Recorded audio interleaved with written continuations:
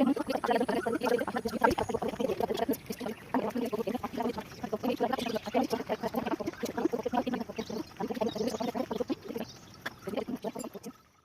Friends, আজকের ব্লগটি এখান থেকে শুরু করছি। এখন বাজে সকাল 5টা 15 আর উঠে অলরেডি রেডি হয়ে গেছি, স্নান টান হয়ে গেছে। আর তোমাদের দাদাভাইও রেডি হচ্ছে, আমিও রেডি হচ্ছি। একটু টিফিন করে নিচ্ছি, মানে চা বিস্কুট খেয়ে নিয়ে বেরিয়ে যাব। তো সাথে থাকো তোমরা। মর্নিং ফ্রেন্ডস, আমি সুষমা ক্রিয়েশন চ্যানেলে সবাইকে স্বাগতম। তো ফ্রেন্ডস দেখুন, এখন সকাল হচ্ছে 6টা আর জাস্ট উঠেছি। উঠে একটু প্রচণ্ড গরম, তো একটু স্নান টান করে নিয়েছি আর একটু চা খেয়ে বেরিয়ে গেছি। 6টার মধ্যেও বেরিয়ে গেছি। তো ট্রেন ধরতে হবে। এখন এখান থেকে অটো, দুবার করে অটো পাল্টাতে হবে, তারপরে যাব আমরা ট্রেনে। তো দেখো, দুটো বড় বড় ব্যাগ। আর দুদিন এতটাই জার্নি হয়েছে, ভীষণ শরীর খারাপ লাগছে। তো ফ্রেন্ডস, কোথায় গেছিলাম, কি করছিলাম, তোমরা সাথে থাকো, বলি ব্লগটি কন্টিনিউ করতে থাকো, তাহলে বুঝতে পারবে। আর অনেকে আমাকে কমেন্টে জিজ্ঞাসা করেছে যে আমার কি হয়েছে। তো হয়েছে অনেক কিছু। অ্যাকচুয়ালি আমি এগুলো বলতে চাইছি না, তার কারণ অনেকে খুব বাজেভাবে কমেন্ট করে যে সিম্প্যাথি নেওয়ার জন্য বা এ করার জন্য। সেই কারণে আমি অ্যাকচুয়ালি বলতে চাইছি না। তাও যেহেতু তোমাদের ফ্যামিলির মেম্বার হয়ে গেছি, সেই কারণে আমাকে সব কিছু একটু হলেও শেয়ার করতে হয়। তো ফ্রেন্ডস,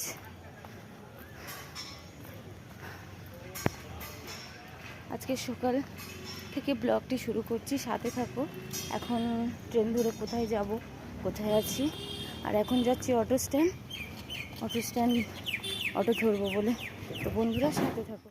তো ফ্রেন্ডস, আমরা অটো স্ট্যান্ডে চলে এসেছি। আর যে দাঁড়িয়ে আছি দেখো, সকালবেলা এখন বাজে 6টা 10-15। তো তার মধ্যে দেখতে পাচ্ছ এতটাই গরম, রোদ্দুরও উঠেছে আর প্রচণ্ড গরম। আর তোমাদের দাদাভাই ওখানে দাঁড়িয়েছিল, তোমরা দেখেছো, ও সমানে ঘাম মুছে যাচ্ছে। আর আমরা এই অটো স্ট্যান্ডে দাঁড়িয়ে আছি। একটা অটো এসেছে, আসতে মোটামুটি সামনে যে কজন ছিল লাইনে ওনারা চলে গেছে, আর আমাদের আর হয়নি। তো আমরা দাঁড়িয়ে আছি, অনেকক্ষণ ধরে অটো স্ট্যান্ডে দাঁড়িয়ে রয়েছিলাম। তো তোমরা দেখতে থাকো। আর এটা কোথায় বলো তো বন্ধু, আমরা আগে এখানে থাকতাম। এটা হচ্ছে ঢালাই ব্রিজ। তো এটা হচ্ছে কুদঘাট থেকে ঢালাই ব্রিজ, যেটা হচ্ছে এটা নিউ টালিগঞ্জের মধ্যে পড়ে। তো আমি আগে এখানেই থাকতাম। তো ওখানে রাতে এসেছিলাম, তোমরা আগের দিন ব্লগে দেখেছো, দিদির বাড়িতে এসেছিলাম। এবং ওখানে থেকে আমরা গেছিলাম বড় বাজার, সব কিছু মার্কেটিং করেছি। তো দেখতে পাচ্ছ দুটো ব্যাগ এখানে, এটা বড় একটা ব্যাগ আর একটা ছোট ব্যাগ রয়েছে, আর আমার কাঁধে রয়েছে একটা ব্যাগ। তো এখানে দাঁড়িয়ে আছি গরমের মধ্যে অটো ধরবো বলে। তো অনেকক্ষণ ধরে দাঁড়িয়ে আছি, সকালবেলা প্রায় 6:30 বেজে গেল, এখনও পর্যন্ত মানে অটো আসেনি। ওই যে একটা অটো ফার্স্ট চলে গেছে আর আসেনি। তো আমরা দাঁড়িয়ে আছি প্রচণ্ড গরমের মধ্যে। আর এই জায়গাটা অনেকে হয়তো চিনবে, এটা হচ্ছে ঢালাই ব্রিজ। তো আগেও বলেছি, আবারও বলছি, এটা ঢালাই ব্রিজ। আমরা এখানে থাকতাম, আমার জায়গাটা খুব চেনাশোনা। আমরা সবসময় মানে ওখানেই বাজারে আসতাম, ঢালাই ব্রিজে। আর যে দেখো, এই দাঁড়িয়ে দাঁড়িয়ে রোদ্দুরের মধ্যে শুধু ঘাম মুছে যাচ্ছি, অটো নেই, কিছু নেই এখনও পর্যন্ত। এখানকার অটোর লাইনটা সত্যি এতটাই বাজে, আমার একদম পছন্দের না। তো তোমরা সাথে থাকো বন্ধুরা, ব্লগটি কন্টিনিউ করো। আর ব্লগটি মানে এত গরমের মধ্যে কষ্ট করে ব্লগটি করছি, তোমরা পারলে একটু লাইক কমেন্ট শেয়ার করো। আর আমি তেমনভাবে এডিটিং কিছুই পারি না, যতটা পারি চেষ্টা করি। আমার এডিটিং করতে দেরি হয়ে যায়, সেই কারণে সমস্যায় পড়ি। তো ফ্রেন্ডস দেখো, অনেকক্ষণ পরে একটা অটো আসছে, এইবারে মনে হয় যেতে পারবো। তো এখন 6:30-ও বেশি হয়ে গেছে। তো আমাদের একটু টাইম যেতে হবে, নাহলে ট্রেন টাইম বুঝতে পারছো, ট্রেন ধরতে পারবো না। আর বন্ধু, যেটা তোমাদেরকে বলছিলাম, তো আমরা তো অটোতে উঠে গেছি, আর এই যে নেমে গেছি অলরেডি কুদঘাট বাজার। সকালবেলা দেখো, এখনও সব দোকান পর্যন্ত এখনও আসেনি, সবে কিছু কিছু দোকান আসছে। আর সামনে তোমাদের দাদাভাই দেখতে পাচ্ছ ব্যাগটা নিয়ে হেঁটে যাচ্ছে, অত ভারী ব্যাগ সকালবেলা গরমের মধ্যে। আর দেখো, এই যে মন্দির দেখতে পাচ্ছ, বড় দেবতার মন্দির, এই মন্দিরে আমি প্রায় দিন আসতাম।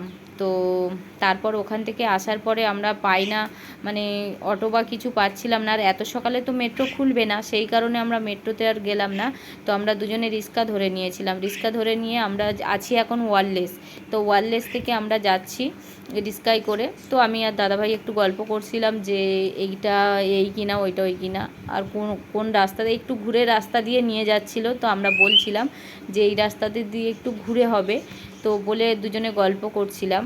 আর তার মধ্যে রোদ্দুর তো, আর এত ভারী ভারী ব্যাগ, দুদিন প্রচণ্ড কষ্ট হয়েছে। সেই কষ্টের মধ্যে দিয়েও তাও যেহেতু দেখো তোমাদের দাদাভাই সাথে আছে বলে আমার কষ্টটা অত মনে হয় না। তো দেখো সাথে যদি কেউ সাপোর্ট থাকে না, তখন দেখবে নিজের কষ্টটা আর কষ্ট বলে মনে হয় না, অনেকটাই হালকা হয়ে যায় কষ্টটা।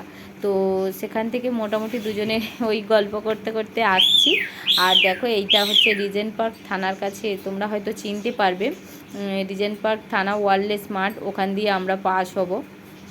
তো তো ফ্রেন্ডস, ভালোবাসার মানুষটি যদি পাশে থাকে কোনো কষ্ট মনে হয় না।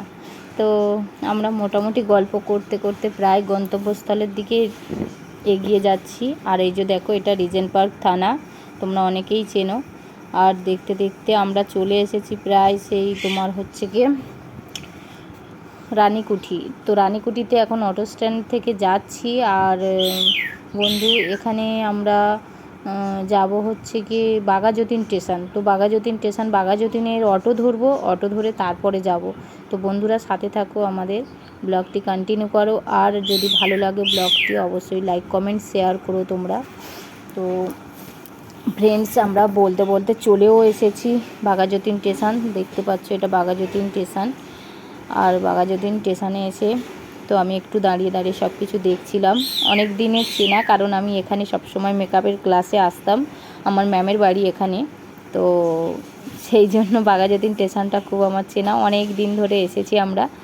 আর দেখছিলাম, দেখো কাকগুলো কেমন খাবারগুলো খাচ্ছে, এত সকালে ওরা বেরিয়েছে, বেরিয়ে খাচ্ছে। আর দেখো বলতে বলতে ট্রেনও এসে গেছে, এটা আপের ট্রেন, আমরা যাব ডাউন ট্রেন। তো আমরা বাড়ি ফিরছি, সেহেতু আমরা যাব ডাউন ট্রেন। তো আমরা স্টেশনে ট্রেনের জন্য অপেক্ষা করছিলাম। তো ট্রেনের জন্য অপেক্ষা করতে করতে অলরেডি আমাদের দেখা গেল যে ডাউন ট্রেন অ্যানাউন্স হয়ে গেছে, ডাউন ট্রেন আসছে। তো আমরা এবারে বাড়ি ফিরবো। আর বন্ধুরা সাথে থাকো তোমরা, আমরা কি কি মার্কেটিং করেছি তোমরা দেখতে থাকো। তো দেখো ফ্রেন্ডস, অনেক কিছু মার্কেটিং করেছি, দুটো ব্যাগ পুরো ভর্তি। আর তোমাদের দাদাভাই এসে এইগুলো দোকানে সব কিছু গুছিয়ে দিচ্ছিল আমাকে, আর আমি বলি একটু বাড়িতে ঘুরে আসি। তো অনেক জিনিস কেনাকাটা করেছি, তোমরা দেখো। আর আমি তার মধ্যে একটু বাড়ি থেকে ঘুরে আসি, তোমাদের দাদাভাই গুছাচ্ছে ততক্ষণ থাক। তো আমি বাড়িতে অলরেডি তারপরে ঘুরে চলে এসেছিলাম।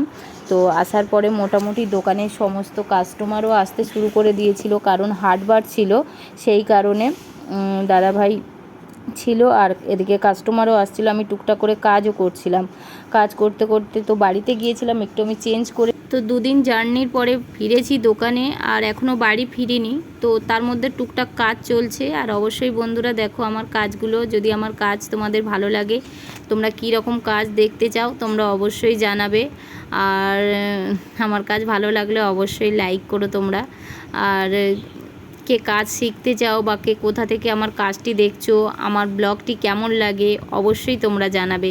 তো বন্ধু, তোমাদের মনের কথাও আমার জানতে একটু ইচ্ছা হয়, তো তোমরা কমেন্ট করে অবশ্যই জানিও। আর বন্ধু, যে দেখো এই যে মেয়েটা এসেছিলো, আমি প্রথম ভেবেছিলাম হয়তো আইব্রো করবে বলে এসছে, তারপরে দেখলাম না ওর আইব্রোস করা। তো ও বলছিল আমি কান বেঁধাবো, তো কান ফুটো করবে, যেটা হয় মানে কানে মানে বিট তৈরি করবে। তো আমি ওর কানটাকে ঠিক করে নিচ্ছিলাম। তো বন্ধুরা তোমরা, আমি এই ভিডিওতে পুরো কাজটা দিয়েছি, কিভাবে আমি কাজটা করছিলাম, তো সেই ভিডিওটা পুরোটাই দিয়েছি। তো বন্ধুরা তোমরা ভিডিওটা দেখো কিভাবে কাজটা করতে হয়। তো প্রথমে পয়েন্ট করে নিতে হয়, নিয়ে দুটো সমান সমান করে পয়েন্ট করে নিয়ে তারপরে গানসার দিয়ে, এবং দেখতে হয় মেন কানের যে শিরাটা থাকে না, ওই শিরাগুলোর মধ্যে যেন না পড়ে। শিরাগুলোর মধ্যে পড়লে না ভীষণ অস্বস্তি ফিল হয়, আর কান ফুলে যাবে, ব্যথা হবে, যন্ত্রণা হবে, অনেক সমস্যা হয়। তো ওটাকে খুব সুন্দর করে দেখে নিতে হয়, মেন কাজ হচ্ছে ওটাই। তারপরে পয়েন্টটা করে নিয়ে দেখো অলরেডি আমি একটা ফুটিয়েও দিয়েছি। আর ও বলছিল আমাকে যে দেখো এইটা যেমন করেছো ওইটা তেমন করে সমান সমানভাবে আমাকে বিধিয়ে দেবে। তো আমি সেইভাবে ওকে কানটা বিধিয়ে দিচ্ছিলাম। আর ওর সাথে ওর মা ছিল, আর আমার মাও যেহেতু হাটবার ছিল, তো আমার মাও ওখানে আছে, তো আমার দোকানে বসে বসে গল্প করছিল। আর তোমাদের দাদাভাই ওই যে আমার দোকান সাজাতে ব্যস্ত, তো ও খুব ভালোবাসে দোকানটা, আর দোকানটা যত্ন সহকারে দুজনে মিলে একটু একটু করে তৈরি করছি। আর তোমাদের সাপোর্ট পেলে অবশ্যই আর একটু তাড়াতাড়ি এগিয়ে যেতে পারবো, কারণ দোকানটাতে একটু আরও কিছু কাজ করার খুব আশা আছে, তো সেইগুলো পারছি না কিছু সমস্যার জন্য। তো তোমরা যদি একটু সাপোর্ট করো তাহলে আর একটু এগিয়ে যেতে পারবো। আর বন্ধুরা তোমরা অবশ্যই আমাকে সাপোর্ট করো, আমার ভিডিওটা ভালো লাগলে লাইক কমেন্ট শেয়ার করো, আর আমার চ্যানেলটাকে সাবস্ক্রাইব করে আমার পাশে থেকো। আর বন্ধুরা আজকের ব্লগটি এই পর্যন্ত শেষ করছি। তো বন্ধুরা আবার নতুন ব্লগ পেতে আমার চ্যানেলটা সাবস্ক্রাইব করে আমার পাশে থেকো। আর এখনকার মতো টাটা, নিয়ে আসছি তোমাদের জন্য নতুন কোনো একটা ব্লগ, তো ফ্রেশ একটা ব্লগ। তো পরে দেখা হচ্ছে বন্ধুরা, সবাই ভালো থেকো, সুস্থ থেকো, টেক কেয়ার, বাই বাই।